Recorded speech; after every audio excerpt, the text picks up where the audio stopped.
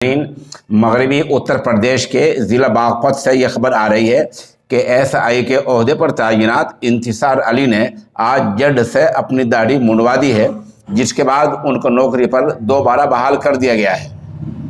ٹھیک ہے، ہندوستان ایک جمہوری ملک ہے، یہاں ہر شخص کو آزادی کے ساتھ قانون کے دائرے میں رہ کر کچھ بھی کرنے کا اختیار ہے۔ انتصار علی آزاد ہیں، وہ داڑھی رکھیں نہ رکھیں، منڈوائیں، چھوٹی رکھیں بڑی رکھیں، اس کا انہیں پورا اختیار ہے۔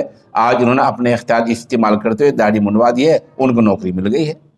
سوال یہ ہے کہ جمعیت کے جن لوگوں نے 24 گھنٹے پہلے انتصار علی کے حق میں ڈی ایم کو میمورنڈم دیا تھا، تو کیا ان لوگوں نے انتصار علی سے مل کر تبادلہ خیال کر لیا تھا، یا جلد بازی میں ویسے ہی ڈی ایم کو میمورنڈم دینے کے لیے چلے گئے تھے؟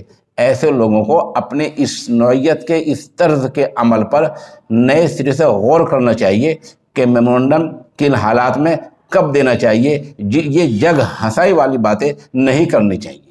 اسی طرح ایک اخبار نے 24 گھنٹے پہلے اسی تعلق سے دارالعلوم دیوبند کا نام لیا تھا، حالانکہ وہاں سے صحافی رضوان سلمانی سوشل انڈیا نیوز کو بتا رہے ہیں کہ دارالعلوم دیوبند نے ہاں یا نہ میں ایسا کوئی بیان سرے سے دیا ہی نہیں ہے۔ جس آدمی کا نام اخبار میں لیا گیا ہے اس کا دارالعلوم سے دور کا بھی کوئی واسطہ نہیں ہے۔ بہرحال خبر یہ آ رہی ہے کہ ضلع باغپت کے انتصار علی نے آج داڑھی منڈوا لی ہے، اس کے بعد ان کو نوکری پر بحال کر دیا گیا ہے۔ ہم آپ کو ان کی پہلی بھی اور آج کی بھی دونوں تصویریں دکھا رہے ہیں۔